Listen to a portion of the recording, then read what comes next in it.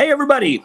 Welcome back to another episode of Just Two Dads with my co-host and my partner, Mr. Shawn Francis. I am Brian Altunian. Today, episode 130 of our Just Two Dads podcast. We're doing this just the two of us, no guests today, having a conversation about some of the things that we're creating, that we're building. This platform has enabled us to expand our reach. And so we're talking about the launch of The Den, the place where guys go to sit and talk about the things that that are meaningful conversations. And so hoping that today is going to be a meaningful conversation as well. So stay tuned for another episode of Just Two Dads.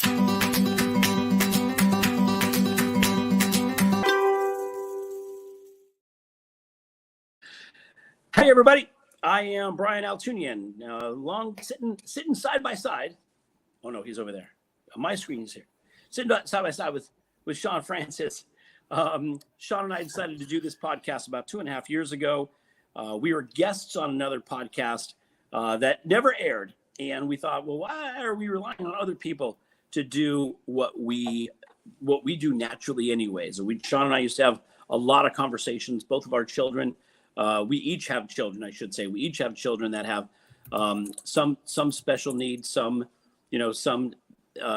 require some additional support. And we were comparing notes in the business that we're in. We were talking about how we address the special needs community.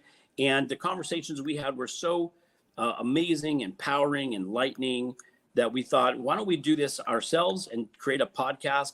And maybe we'll shine a spotlight on some of the folks that are serving our community. We were surprised to find out that people were doing great work and almost in a vacuum, almost unknown. They were like invisible warriors. And so we decided to create our Just Two Dads platform in order to shine the spotlight on those folks that were doing amazing things for our community. That was 2.5 years ago. We're at episode 130. And so, first of all, it's amazing, right? We want to thank everybody who's joining us live on Facebook. If you are joining us, and feel free to comment, say hello. There's things that you'd like us to cover or talk about, let us know. If you're catching us after the fact on our YouTube channel at Just Two Dads, again, same thing, hit subscribe and like. It helps the algorithms, get boosted and helps us get to a broader audience. And if there's anything that you'd like us to talk about or topics that you'd like us to cover, or questions that you have, some of the experience, first of all, I encourage you to go back to all the other episodes or whatever episode seems to be of an interest to you. Go back to those episodes and, again, feel free to comment. We respond to the comments there. But you can also email us at wearejusttwodads@gmail.com. So feel free to reach out to us via email. We get a lot of emails, and hopefully we're responding to all of them. If you're catching us on podcast outlets everywhere, again, thank you for listening and having us be a part of your day or a part of your drive. If you have comments, please reach out to us. And finally, to our friends and family down at WSTX AM radio down in the U.S. Virgin Islands, thank you for including us in part of your day. Last thing, as we're kind of getting this thing set up, Shawn Hall in Hawaii, our friend, our producer, our partner in crime, our partner in thrive. We're not doing any crime here. We appreciate you, Shawn Hall, very much for all the work that you do to support us and our efforts here. And Billy Footwear, a regular sponsor of ours. If you have a need for adaptive footwear, shoes, that type, check out Billy Footwear. You get a discount if you click on the link on in our chat, or follow us at Billy Footwear. You follow Billy Footwear. It's an amazing story. So thank you to everybody. We're doing this. We did this because, and honestly, we talk about this all the time offline. Shawn and I like just to have conversations, and so a lot of times the conversations that we have, we think would be of interest to other people. Sometimes it is, and sometimes it isn't. But our goal is to try to just be informative and educational. We learn a lot of stuff. We learn just by talking to each other a lot. And we want to create an atmosphere and an environment where people feel comfortable sharing those things that are important to them. And that's what today's conversation is going to be all about. Finding a safe place for men. We're part of a very small group of folks. There are some folks like Autism Dad, Rob Gorski, and some others that Matt Failer up in Oregon. There's some other folks, men who contribute to the conversation, but we know it's a very small group of men that open themselves up, and partially that's cultural, partially that's from history. Men don't generally share their feelings. We want to encourage that and create a safe space for that to happen with respect and dignity. And so that's what today's conversation is about. And so to kick that off and to start that conversation, my friend, my partner in business and my partner in everything that we're doing here, we constantly talk about all the things that we want to do together, write a book, start a men's group, do all these things. We do these things with each other's, long-term goals in mind. So without further ado, Shawn Francis, how you doing today, my friend? I'm great, man. I'm blessed and I'm really thankful. And we had a conversation probably about 2 weeks ago. Our friend Ed Milet had an episode of his podcast where he was talking about the book The Good Life, and the gentleman that whose name I do not recall is the author of that book. I was talking about the fact that he's the current head of a study which has been around since the 30s, which is essentially a study on happiness, essentially. And the people that were participating in that initial study, now their next generation, their relatives, are included. And for those of you that don't know, they took people from the quote unquote right side of the track, the quote unquote wrong side of the track, different backgrounds, and began to study them. And they committed to this study. And one of them ended up being a lifelong study. It was really a lifelong yes. study. Yeah, it's a life. They committed their life to the study. And unless they would share so themselves, they were not to reveal who the participants were in the study. But it turns out that one of them was the editor, I believe, the Boston Globe. The other was John F. Kennedy. And so they studied all these people. And the most amazing thing about it is that what they discovered is that the secret to happiness and the things that are most important are not new groundbreaking things. The most groundbreaking thing is that they confirmed that which we already know to be true. When they talked to the participants in the study that were approaching their 80s, they asked them what did they regret most about life, the life that they lived, what would they change? And they had regret that they had worked so hard, didn't necessarily work in industries or had jobs that added value to others, and weren't as cognizant about building relationships with people, and that spent less time with the people that they love. And in that episode, they talked about the idea of telling people that you love exactly why you love them. So when we don't ask this question amongst ourselves, but when we have guests on the show, we will ask them towards the end of the show. Our ability to change the world is tied to our ability to change ourselves. Give an example of a belief you once had but no longer believe to be true. There's something to be said for just thinking about what you think about. And most people, they know that you love them. They don't necessarily know why. So Brian sent me a text message after the conversation that we had saying, "Hey, I love you, and here's exactly why." And I had done the same thing with my wife. I did the same thing with my dad. Today, as a matter of fact, I did the same thing with several other people, and I'm continuing to do that as I go along. I'm a person whose consciousness is maybe a little higher than I think the average person, and I'm still so susceptible to doing what I do, knowing what I know, and going about my business. And yeah, they know I love them. Who knows? I called my mom and told her why I loved her. Then I made a post about her on social media because I wanted other people to know, and I was hoping that they might be encouraged to do that. But speaking of which, and where our direction is for today and everything, within our firm in financial services, Brian and I were part of a men's group. And because of who was putting the group together, this is somebody that I respected and had faith in, and figured I could learn something. And so I resisted my first urge, which might not sound like the most advanced, but I thought, wait a minute, a men's group? That means there's a bunch of dudes sitting around a campfire smoking cigars, trying to see who can push a beard out the furthest, and arguing over, I am more grizzly than you. No, I am more grizzly than you. And that's not who I am.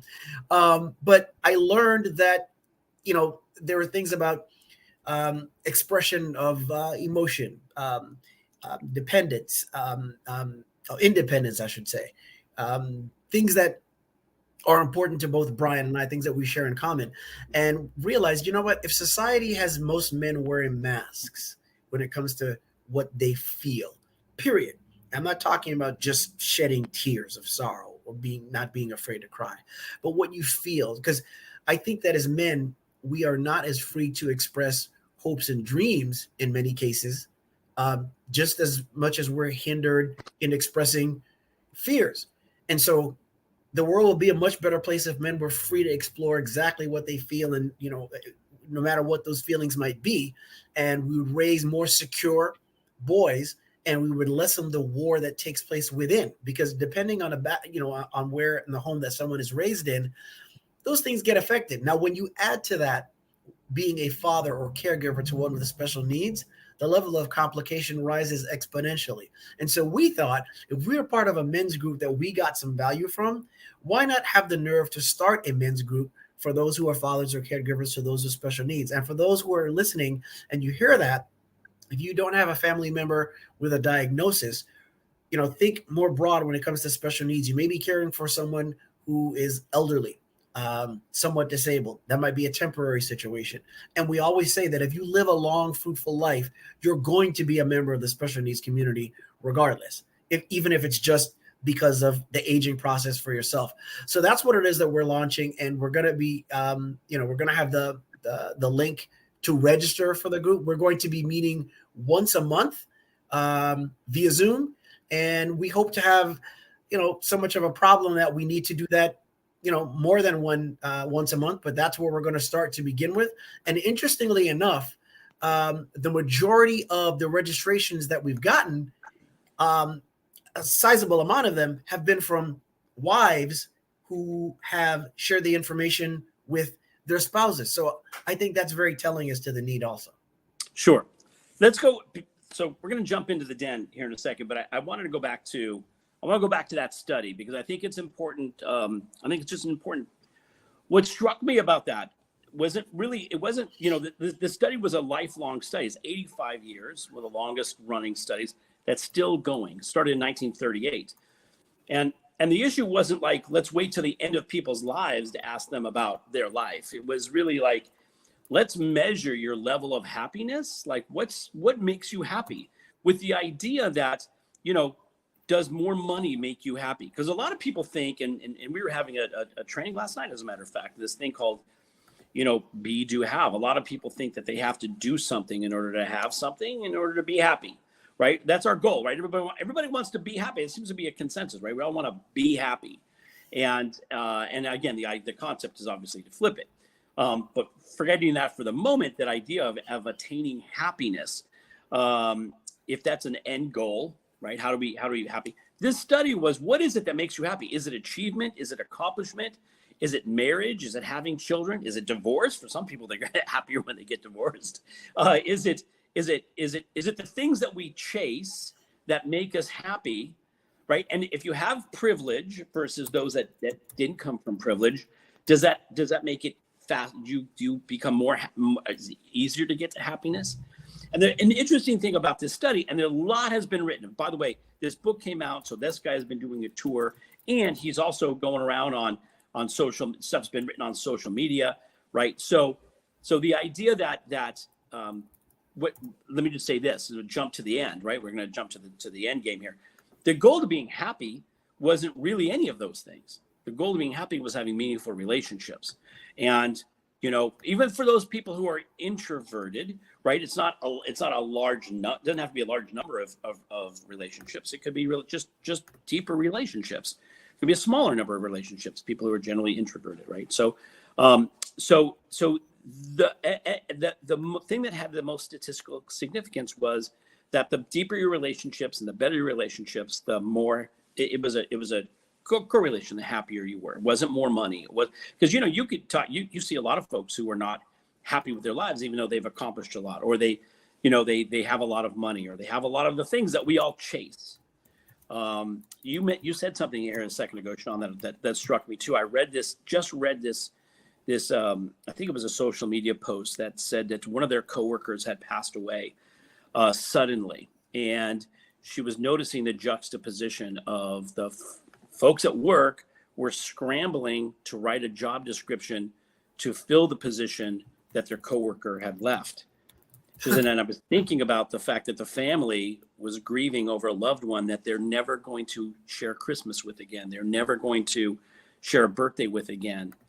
The job will replace you in a heartbeat. You know, we work so hard at trying to be good at our jobs and trying to make a difference, you know, with chasing the dollar, chasing work, chasing that. And yet you're replaced at work quickly. You're never replaced at home in the same manner. So I think it's all related, right? So those are the kinds of things that, you know, I think that we want to, you know, that we want to talk about. We definitely, you and I talk about this stuff all the time. Yeah, Robert Waldinger, that was the guy who's been on the podcast and doing the tour. His book called The Good Life. I think that's it's an amazing study and something worth looking at. And so some of the things that I think get in our way as men, and when it comes to having relationships, is, you know, fear of looking bad. I think that's a common. People don't want to look bad, right? People always want to look good. Right. Fear of, you know, being found out, whatever. You know, I say this to you all the time. You know, when we have these conversations about autism or medically complex issues, my daughter Jo, who is often a viewer, and she comments quite a bit. Jo grew up with learning disabilities, not really a medically complex issue, and not really as severe as some of the folks on the autism spectrum, and some of those folks that have cerebral palsy, and some of these more intensive kinds of disabilities, for lack of a better word. And so sometimes I feel like a fraud. Like, I don't really feel like I'm participatory here. And you've been so gracious in saying to me, you know, it's the same, right? And now my son, I have a 15-year-old who's dealing with Crohn's and the issues that come up with that medical issue. As a parent, you know, we look at what's our role, and what do we do, and how do we deal with life differently, and how do we get through this period of time? How do we help our children get through this period of time? How do we help our children navigate the world with some cases a limitation? And I think that that's a scary thing when we don't have answers and we don't know where to go. And so the idea that we can have a men's group that talks about this kind of stuff, I think is interesting. You know, that the group that you refer to, I agree with you. I didn't really, at some point, I couldn't relate to some of the conversation that was happening. And for me, if I can't relate and I don't feel I'm part of a group, I don't feel the group is talking for me. I don't feel like I have anything to contribute per se to that group. I just shut down. I left that group because it wasn't powerful for me. It wasn't empowering to me either. It's like it served its purposes. There's value in it. I'm sorry to cut you off. There's value in it for which you are eternally grateful. Yes, by all means.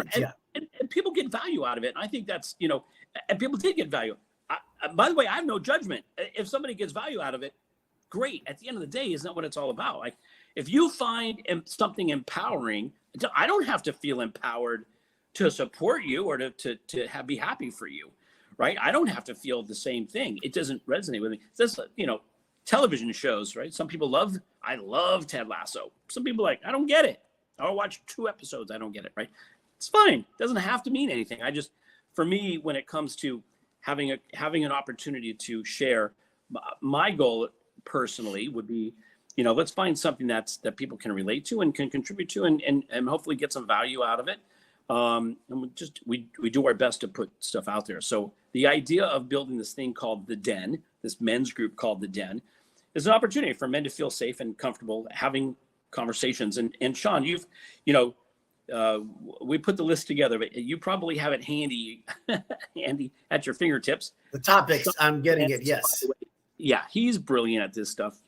Every time I say something, I know you, and it shows up on the comment. I know it's you put that in there. Sometimes you say hello to my daughter before I get a chance to say hello to her. So I know that you're really good at it, but I think it's worth, you know, let's talk about, you know, just some of the topics that we're going to cover. And these are just some of the things that we started with these are the kinds of things that we'd want to cover in this group. And hopefully it'll be valuable. But I think also I love the idea that we're not boxing anything in. This is a starting place, and these are topics that we want to talk about, but it's not limited to these. If people want to talk about other things, there may be some things that you and I don't even think consciously through. Right. So are you have it handy? Are you there? Still. No.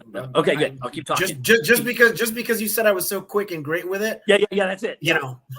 Yeah, of course. It was what I find interesting is, yesterday in our conversation, we have an upcoming guest, and our guest had said, we always think of people who contribute to our community as being warriors. I don't know if that's my internet. Is my internet janky? You're good. But especially if you don't have personal experience, especially some people who don't have a family member or a child with represented in the special needs community, yet you still contribute to the community. We think that's really something, to be impressed with. And I am impressed by that. And so, he was like, I don't think that I'm not sure that I even have anything to contribute or add. And I think everybody has something to contribute. I think everybody has something to add. And I think anybody who has experience with our community has something significant to add to the conversation, because you say something and you don't realize that somebody's listening and go, oh, I remember going to a seminar and sitting through and hearing people share, right? People raise their hand, and they would share about their personal experience. And I remember sitting there for several hours, and you put it all in I didn't realize you were going to put it all in the chat. Okay, cool. But I remember sitting there for a couple hours, and I don't know if I've even shared this story with you. I was in there for a couple of hours, and I was thinking, I had gone to the seminar because I was unhappy with my work. This was back in 1992, so this was a while ago. That I was unhappy with my work, and now I'm rambling. But just I want to share this with you. I want to share this with you. I don't think I've even shared this experience with you. I wasn't that I was happy. I got bored. Like, I used to work for my dad, and I used to work for mom, and I didn't like the industries that my folks were in. So I wanted to go my own path. And what I found was I would get bored easily with the tasks that I was given. And so I was always like, I'm always a high achiever. I'm always like, what else can I take on? What else can I take on? And I would get bored easily. And so it was like a pattern for me. I kept leaving these great jobs that I felt like I was underpaid. I was doing a lot of work, and I was just bored. And so a friend of mine said, oh, you should go to this thing, the forum. You should go to this forum, and maybe you'll find the reason why. Maybe you'll find the core reason why. So I went into this, 200 people sitting in a room, and people are sharing their stories. And I just want to find out why I'm bored at work. Why am I always so bored at work? Like, why can't I find anything that's mentally, intellectually challenging? And I thought to myself after a couple hours, I do not belong here. What am I doing here? I don't even know why I'm here. So this is the impact of the impact that you can have. And I remember sitting there thinking, like, okay, if we take a break here pretty soon, I'll leave, because I thought I should belong here. And then this guy stood up and started talking about his personal experience, that his mother and father divorced when he was 2. My mom and dad divorced when I was 2. He hadn't seen his father. He was now in his 40s. Hadn't seen his father since he was 2. It was an agreement that he wouldn't participate. My parents had the same agreement, and that he had found his father and was not telling his family that he found his biological father, and realized he was living a life kind of in two places. Shawn, this guy I almost felt telling your story. Like, oh my God, who knows my story? How did he know my story? He was telling my story.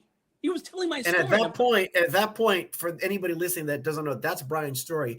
Were you at the point now where you two had not told your family that you had found your biological father? 4 years. I'd been 4 years. I had not told them. I had a 4-year relationship with my biological father, and I didn't tell my parents about it because I knew that they would take it as a personal slight, that I went to find my biological father, that it was as if their parenting wasn't enough, and that I had to go find it. No, I mean, I was getting married myself, and I was, and I wanted to know, where I came from, kind of thing. And when that guy told that story, I was like, oh my God. And so that's what I'm like, the fact that we're doing this group, and people will share their stories, and hopefully they'll share something about themselves. they have no idea that what they're speaking into the world may hit somebody right in the heart, right? You may be telling somebody else's story without even knowing it.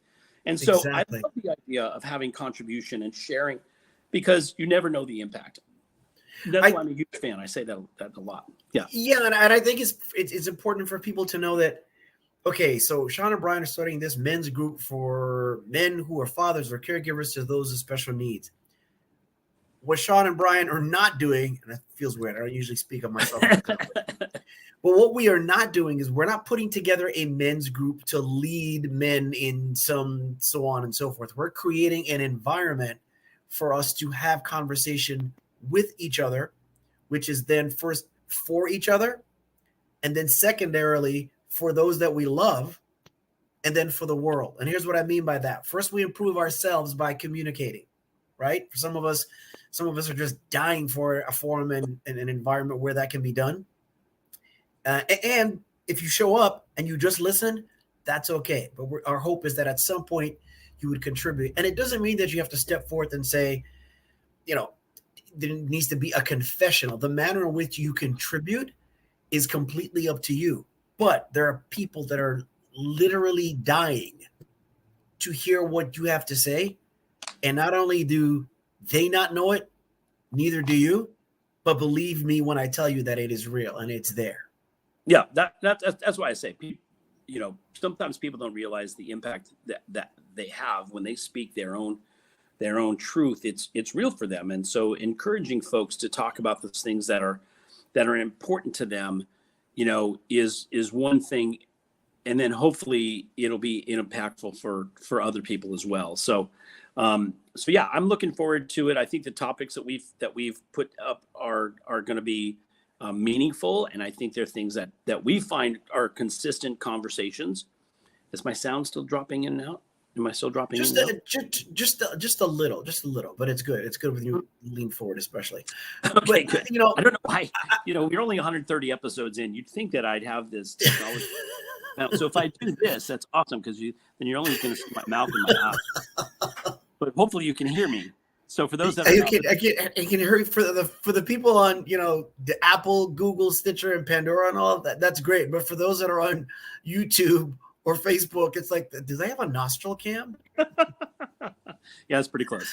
Pretty close. But for those people that are just listening and not hearing, I think it's a good idea for us to maybe just run through some of the topics to give them an idea as well, because that gets the wheels turning. So one of them is like, the impact of a special needs family member on our relationships with our significant other. Depending on what the diagnosis, I know that there's a high divorce rate among married couples who have a child that becomes diagnosed with autism. I don't know what the difference is, if any, with other diagnoses. I would imagine probably not that much, and it all depends on the severity.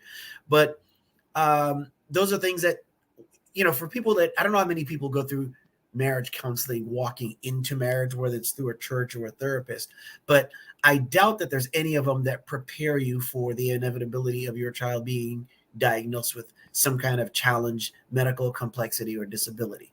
But if your foundation isn't strong, those things are going to be tested. And if you happen to be a man that is raised in an environment where your love language, so to speak, is to just go to work and not talk things out, you're going to have a challenge. So that's why that's one of the many subjects that we have on there on the list. Yeah, well, and I grew up. My stepfather, who basically raised me, Middle Eastern culture. He was, not one who gave a darn about feelings and emotions. Like, just go get the job done. And, that's not me. I'm a fairly sensitive person, and I feel like I'm fairly evolved. I'm sort of in touch with my, my sensitive side. And I need an expression. I need an opportunity to express those things that are important. Relationships are difficult. And I got divorced from my wife, that, mother of my oldest daughter. And that, part of it was, it wasn't Jordan's diagnosis. It was all of the stuff that came with it, which I think is additional pressure, additional things that impact your relationship. And I think that, when it comes to prioritizing your time, where are, and I was young, I was young. And so I didn't prioritize, neither of us prioritized our time putting each other high, unless in fact I felt like I was pretty low on the list. And my ex-wife, her father had gotten very ill. So he became a member of the special needs community because he needed so much support and effort. I was an entrepreneur, I was freelance. And so I had a lot of free time. So between taking my daughter to doctor's appointments and taking my father-in-law to doctor's appointments, I was running around doing all of the, active stuff. And so when it came to our relationship, that was pretty low on the priority list. Right.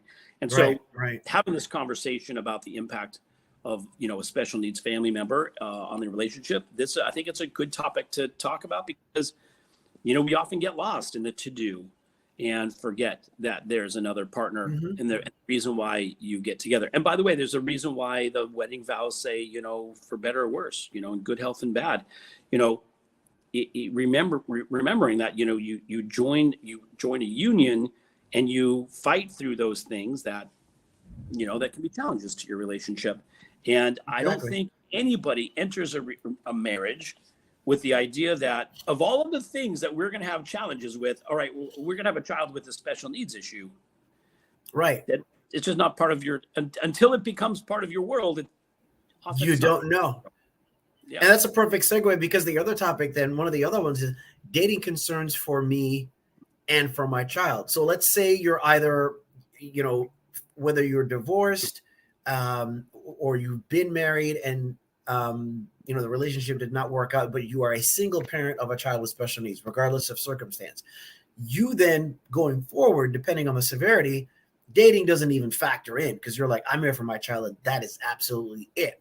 But then, when you do meet someone, or maybe you even think about the prospect of meeting someone, you're like, well, how do I fit them into the situation? And I don't know what that's like being, happily married and rooted in my marriage. But then the same thing comes about, which is, I got to make sure that I pick the right person and they know that we're a package. How does that all work? And it's, from a man's perspective, but then there's challenges there for a woman as well. And those are things that, you can't know until you go through that. Yeah. Well, I've been married and divorced twice. And so challenges to marriage, are things that I'm very familiar with. I take obviously responsibility for my participation in the demise of both of those relationships. They were long-term relationships. My oldest daughter is 27 now. And so that's a 30 plus year relationship with her mother. My youngest son is about to turn 16. So that's a 20-year relationship now with, with his mother. And I'm currently in a relationship as well. And the challenge of dealing with, ex-wives and children is already a factor, under normal circumstances. When you add the special needs component to it and the extra care and time and effort and energy and, mental awareness of, having to all those concerns we have, you've talked a lot about, the Elijah eloping and, in the terms of just walking away. That's not eloping to get married, but there's extra concerns we have when it comes to our children with special needs, that our awareness, there's a part of our brain that is a heightened awareness. It does take away from your current relationship. It just does. And so you have to find somebody who is, who gets that. Nobody in a relationship wants to be in a second or third position. When you have children, it does happen. And when you have children with special needs, it is even more, pronounced. So those are the kinds of things that I think, are interesting to talk about and get other people's perspective and other men's perspective. And, sometimes we'll look at it and go, oh my gosh, that's what happened to my relationship, without even realizing it, because sometimes we're just in our own in our own head about our relationship. So having input, from other men going through that, I think it's a good topic to talk about, first of all. Second of all, is the other half of that, which is my daughter, who's now 27, is married. And I'm often concerned for, her relationship, because marriage is hard as it is. And then add the, special needs component to it. It's an area that, I want to make sure that she's in an environment that's encouraging and supportive and loving and serves her needs.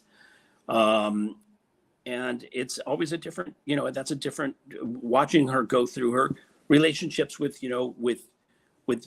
boys when she was younger, with men as she's gotten older and now married, as a father, I'm concerned, I'm often, luckily we talk every day, like whether I like it or not, because she calls me every day. But we talk, and it's one of those things that I want to be particularly, conscientious of. Are her needs being met? Is she being taken care of? Is she doing the right things? Is she dealing with her relationship in a healthy way? And I think that for our children who become, of dating age, and that's an extra level of, right? That's an extra level of. We're just getting there. Yeah. Elijah's 16. And then here's the other thing that I haven't, well, no, there's one revelation after the other. I was getting ready to say, here's something that you have to consider that hasn't been my experience. And I was going to say, the same manner in which you have to decide and acknowledge that you love your children differently, the neurotypical versus the challenged, right? The same is true of this new person in your life. If you're single, loving that person, of course you're talking about a romantic situation versus one that isn't, but still you're talking about being able to balance the scales in terms of where you're needed and what's needed from you. But the truth of the matter is, even in my case, my wife Laura and I, we have to remember, like, wait a second, there has to be moments where everybody, including your child with a diagnosis, comes second and you come first, whether it's an hour, a 2-hour window, your date night, whatever. That has to happen, because if you're not careful, you don't just have a marriage that is tested by the diagnosis and as a result falls apart and crumbles in the most obvious ways. But if you're not careful, you can literally become, for lack of a better term, strangers in the night also, when you're just kind of passing each other, and the only passion you have is for the work that it takes to take care of that child. And so there's work involved in making sure that your passion is between each other as well. Yeah, for sure. Yeah, I agree. And that's an interesting topic to have. And I think one that should be, talked about frequently. I think men should talk about this stuff. I think men should, so I'm glad that we're adding that on the list. What else you got on the list? Well, the other ones we also talk about caregiving without giving up ourselves. So the best way to help a poor person is to not become one. The best way to help a drowning person is to know how to swim. When a plane has an emergency, you put your emergency mask on first. You can't help a person from a place of weakness. So, you got to make sure that you take care of you. And that's why we have, people in our community, and we have, we'll have upcoming guests on as well, that, there's a couple of them that specialize in self-care, especially with a special needs component, because I think especially with moms, and this is where I think the distinction comes in between men and women. I think that although there are some single dads I know who are special needs single dads, and the same applies to them as much, but generally speaking, we think of women more when you think of one who puts themselves last, and as a result, the self-care doesn't take place. They suffer, and they're providing what they have to give from a place that is not necessarily as strong. And sometimes sometimes it's selfless to be it's selfless long-term to be selfish short-term.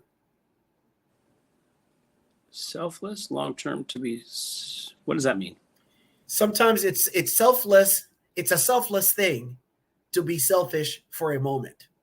right? In other words, take a moment for yourself to just, you guys are going to have to wait so I can recharge the battery here so that I have more to give you later on.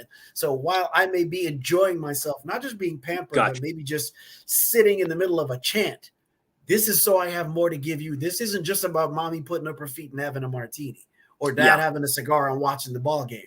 This is about strengthening not just my resolve, but having some peace of mind so I have more to give you. And let's be frank, sometimes having more to give means, so that you're not yelling or degrading somebody or something like that, increasing your ability to not just have more to give, but the quality of what you give, not just the quantity, being able to be a little more compassionate.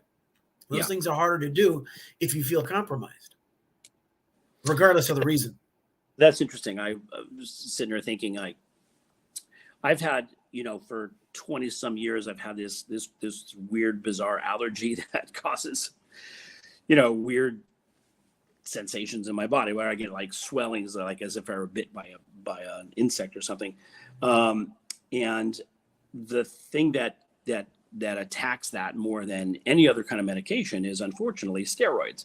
And steroids, steroid use, not steroids like, human growth hormone, but steroids that combat the antihistamine, which a lot of our children who have medically complex issues have allergies to certain things. So there's an awareness there. But for me, over 20 some years, I've had, in some cases, in some periods of time, prolonged usage of steroids to combat the medical challenge. And steroid use, they call this, roid rage, it's a real thing. Like, it has a huge impact on your, tolerance, on your patience. And knowing that as an adult it's a good awareness to have, right? I've now had to say, hey, listen, I'm on a 5-day course of steroids. So if I'm a little short with you, it's not intentional. Like, sometimes I'll just react or respond. But it's one of those things that I think about. It's an evolved approach. And it's funny because, what did Elijah say to me this morning? We're on the way to school and he says, slow motion, daddy, it's slow motion. He's got this thing over the last, I don't know, a couple of months where when you come to a red light or traffic, it just like bothers him. I don't know why. And I have it's normal, Elijah. There's traffic. It's just, and that's patient. Sometimes I'm not the most patient with it. And today I caught myself when he said it's slow motion. I just said, yeah, it's traffic. I wanted to correct him so that I would say, no, it's not slow motion. It's because it's not film or whatever. But then got it. I didn't do that because I found myself trying to figure out, how does he process that? And what does that mean? And I'm trying to just soak up the benefit or the gift that his diagnosis may bring. Yeah. And the most obvious one, if I choose to take advantage of it, is to just remain curious and try and jam myself in somebody's shoes. I heard an ad the other day for, and we're not getting paid for this, but Babbel, which is one of the, language apps.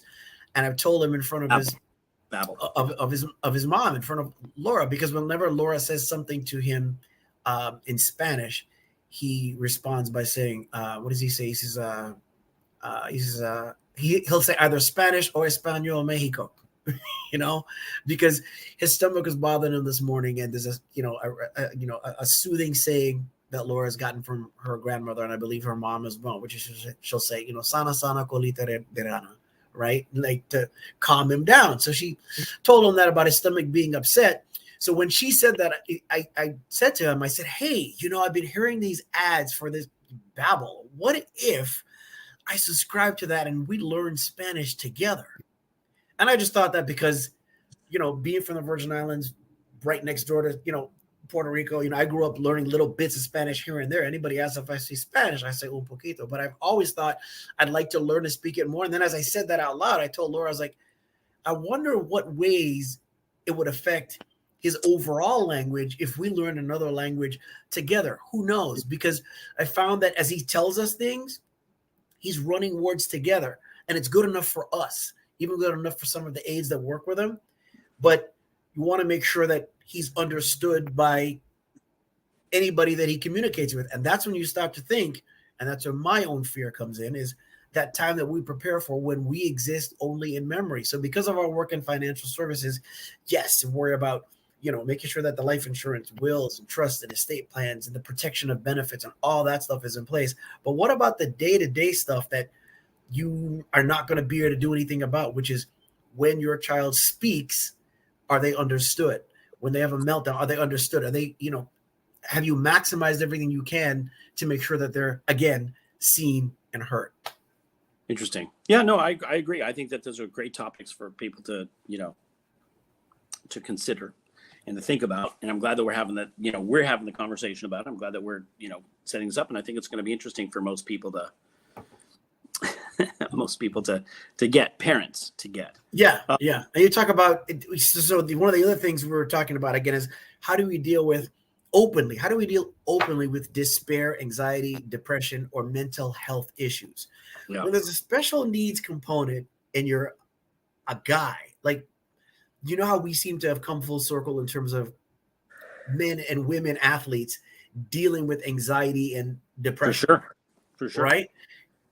While a woman gymnast, for example, will get some ridicule for not performing up to her capabilities because of some kind of mental challenge or mental illness or depression, I still think it unfortunately would pale in comparison to that which a man would receive for being in the same situation. And it shouldn't matter.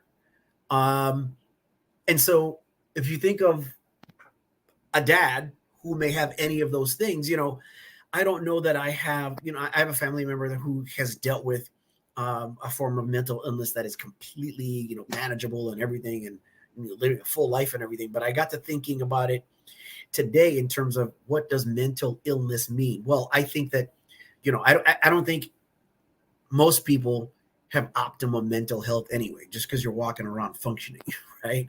Great. I think that, so in other words, if you have an upset stomach, you're not dying, but you're considered sick. If you have a cold, you're sick. So physical illness is acceptable. Any form of sadness or unhappiness is some form of, mental illness, even if the illness is temporary. So, when it comes to men, dealing with what might have us less than mentally healthy is not something that we openly discuss. Generally speaking, add to that the special needs component, and therein lies, the rub. And so, you talk about anxiety and things like that. I think I mentioned this to you before. When Elijah was first born, and this was prior to any of his, his diagnosis, I was a stepfather prior to that because my wife had her daughters from her previous marriage. But it's different not just when you bring a child into the world, but when you see them being brought into the world, like you're physically there for the delivery and all that kind of stuff. For me, I saw him in physical distress and situations in my mind that theoretically have no business happening. And I'm talking about like wild animals going after him or something like that. I would just like, what if this? What if that? And they were the weirdest things. You know what I mean? Because they make you so strong, yet so incredibly weak. And so your protection is just always on, so to speak. You know what I mean? And I think that those are things that men don't talk about that openly. We generally don't, and we should be able to. Sure. Yeah. I mean, it's a real thing. I mean, the fact that, you've got, we talk about it, we were talking about before we turned this thing on, the idea that, athletes go through, some of these issues, baseball players who have the yips, they can't make a throw, a golfer who has the yips, they can't make a putt. Right. So the pressure and the stress on these, on our athletes and the people that we hold up in culture. The great thing about it is that's at least they've exposed issues. So look, we talk about Robin Williams a lot, and the fact that Tony Robbins talks about Robin as somebody who was, universally loved around the world, and yet never felt fulfilled enough in his life, or whatever mental issues he was going through, that he took his own life. it's a real thing. It's a thing for people at every level. You don't have to be a celebrity or an athlete to experience, anguish of mental health. There's anxiety, there's depression, and by the way, after the pandemic, our kids are feeling this. Our children are feeling, some of this anxiety, caused by the pandemic. And there's a period of time, depending on the age of your child, where, critical time in their lives that they missed out on some socialization, where the only kind of socialization they were getting was online video games or online communication, or like even us as business people, now we do everything on Zoom. Some people don't even want to go out in public still, or don't want to go to large group settings, and dealing with a lot of those those issues. Add the idea of a child with special needs, issues, concerns, and it's understandable that that kind of stuff can be exacerbated. So again, really great topic for us to cover. I also think one of the things that we brought up when we were going through this idea that what if you have to make a decision that involves somebody else caring for your child while you're alive, right? Like if I can't handle my child, and if I want to have them be institutionalized, if that's a word, am I an asshole? Yeah. Right? Yes, I'm glad you touched on that one. Yeah. Because I know a couple parents in our community who have done that. I have a cousin who has a son on the spectrum, and he's now a teenager, and I had no idea that they were faced with the difficult decision to do that just because of his aggression. It's a challenge, right? And yeah, and you have to make that decision. I can't imagine. No, I can't either. And then you feel guilty, and then you feel inadequate, and you feel whatever those feelings are that you feel. You didn't have the tool set. You didn't have the capability for doing it. You didn't know how to deal with it. You didn't know. And should I have known? And where could I have learned that? And where would I have gotten that support from? And all of those things, right? Those are all things that make, the decision to do that so difficult. And even after the fact, it makes it difficult. So those are definitely conversations worth having. And they're conversations worth having, as men. And by the way, I think, if men signed on and their wives were there, and since we're doing it all on Zoom, we're going to see people's faces, hopefully. And if women want to participate, I think it's a good thing for them to be able to do, just to hear that men are willing to have these kinds of conversations and talk about them openly, even if they can't with their own partner, a place where they can go and have that conversation. So I was resistant, and I'm going to acknowledge this publicly. I was resistant to doing a men's group, only because my last experience in the group that you had mentioned earlier was not that great, because I didn't feel like I after some point I just couldn't, even though the common bond that held us all together was our business, and we didn't really talk about our business in that group. It was everything but the business to some degree, and I get the value of that for people in the business to be able to talk about these kinds of things that make us concerned, or concerned about our future and our ability to be successful in business. But it went off into a direction that I didn't feel I could relate. So A, that. B, taking on another thing, and again, I have imposter syndrome, because I've, to be, sort of leader in this community, I'm not sure that I have that much to contribute. That being said, I'm looking forward to it, because I think at the end of the day, the key to our evolution is getting out of our comfort zone and doing those things that are not normal, or not regular, or not typical, and stretching ourselves. And so putting the topics together actually makes me excited that we're going to do this group. I think we're going to get a ton of value out of it, and I hope that we're going to add value to a bunch of people who are going to be calling in and participating. So I think it's going to be an awesome experience, and hopefully everybody who joins us will feel the same way. Yes, and the registration link for Eventbrite is again in the chat. It's free of charge. And this group itself is just an example of what you just talked about. I don't know if it qualifies as imposter syndrome, but I do know that, for me, my first thought was, well, if we're going to do this, it's got to be huge. We have to touch as many lives as possible. And there's got to be people there that feel that value's added to their time, because that's the return on our investment of our time, is that people appreciate it and take some kind of actionable change because of something that they get out of it. But then I realized, the most important thing is to be clear on what it's going to be, and let this be a lesson too. And this, I'm speaking to anybody listening, which is, let it be clear on what it is it's going to be or what you're going to do, and then go do it. And really, I'm speaking to myself. Everybody just happens to be listening, because I always feel like this has to be perfect before you begin it.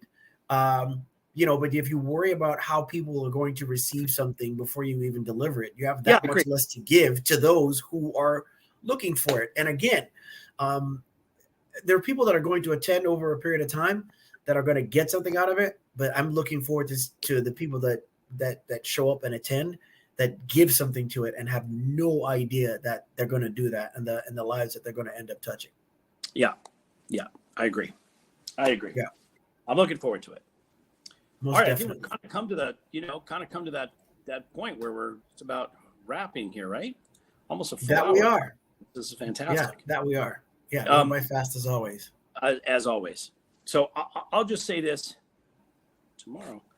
I'll just say this as we tend to close out our episodes every week, and I think the Den is a perfect example. Empathy and love is always something that's needed, sometimes sometimes more than others. I think especially right now, empathy and love is called for. Be empathetic about somebody's situation. What people are going through. You don't know what their experiences are. You don't know what they're dealing with in the moment. Be judgmental. Be curious, not judgmental. And if look through the world of through lenses of love, the world looks like a different place.